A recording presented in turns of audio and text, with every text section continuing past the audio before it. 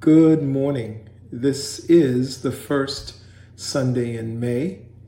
And again, I know we're still all in our homes and we're coming out a little bit, but I want all of you to be very careful and to be very vigilant and keep the social distancing and do all the things that we've been talking about and that you've been hearing people talking about for the last more than a month or so. To keep yourself safe. And so for all of us seems to have gotten through this very safely. So I pray that we continue to do so. But today, again, is the first Sunday in May. Next week, a very important date will be coming up, and it's on May the 5th. So what is May 5th? Well, May 5th is Cinco de Mayo. And Cinco de Mayo is the Mexicans' celebration of the victory over France in a war in 1862. But what I want to talk about, and what it is today for the United Methodist Church, for our church, is Children's Day. And in South Korea, actually, May the 5th is Children's Day. And I did some research and found out that the very first Children's Day was celebrated almost 100 years ago. In fact, it was in 1923. So about 97 years ago, the first Children's Day in Korea. And then it wasn't South Korea or North Korea, it was just Korea. It was one country. And so when I was looking that up and I was looking up a few other things, and again, I apologize for being not the best camera guy in the world.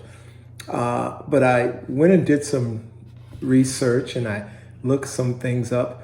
And one of the things I looked up, there was it's called the 7 childlike traits we should recapture to live a happier life. It's the 7 childlike traits we should recapture to live a happier life. And what I did, and of course we all know that the best way to live a happy life is through Jesus Christ and through knowing who God is in our lives. But there are things that even the secular world can help teach us. And so what I wanted to do as I read that passage on the 7 childhood traits we should recapture to live a happier life, I wanted to find biblical references to what they were saying to see exactly how it would match up and how we could just use that in our daily lives. And so the first thing that I wanted to do was the Bible verse, which we were all familiar with. It was a verse, and it started in Matthew, where Jesus went to the disciples came to Jesus, and they said, "Who is the greatest in the kingdom of heaven?" And Jesus called a little child unto him and set him in the midst of them. And he said, "Verily I say unto you, except you be converted and become as little children, ye shall never enter into the kingdom of heaven." So what is this? You know, we've heard before where Jesus said you had to be born again. And of course, the one guy said, well, to be born again, what? I have to become a baby? And here the disciples were wanting to know who was going to be the greatest in the kingdom of heaven. And part of that, I think, maybe anytime when 2 or 3 people start asking who is the greatest, who is the best, they probably think it's them. But Jesus said, you have to become like little children.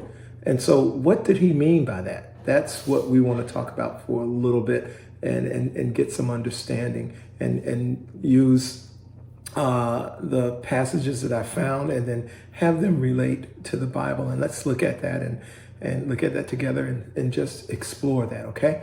So the first thing, I'll just tell you what the 7 traits are that they said. They said the 7 traits that we should recapture, all of us, to live a happier life and to think about this when we were children. And they are curiosity, excitement, faith, trust, wonder, short memory, and persistence. Curiosity, excitement, faith, trust, wonder, short memory, and persistence. So let's dig into that a little bit. Let's start with curiosity. And you know, we all, children are just naturally curious. We know that. If you've ever been, they always want to know what's going on because they're sort of, their minds are like little computers and they are trying to get an understanding of what's going on in the world that they live in. They have been introduced to this world and things go on in this world that they don't quite understand, but they want to get a better understanding of what's going on. I remember just earlier this week, I was listening to a radio show and the lady, they were just talking about laughter. And the lady said she could remember when she was a child, she came into a room and her parents were just laughing about something. And she didn't know what they were laughing about, but she said she had that feeling that she wanted to know what it was. She wanted to understand what it was that they were laughing about. So curiosity. And so we can go to Matthew 6:33. And Matthew 6:33 says, "But seek ye first the kingdom and his righteousness, and all these things will be given to you as well." So how do we seek God's kingdom? We seek God's kingdom, I think, by getting to know, when you say seek God's kingdom, and we've talked about this before, when a king has a kingdom, the people in that area are a part of the kingdom.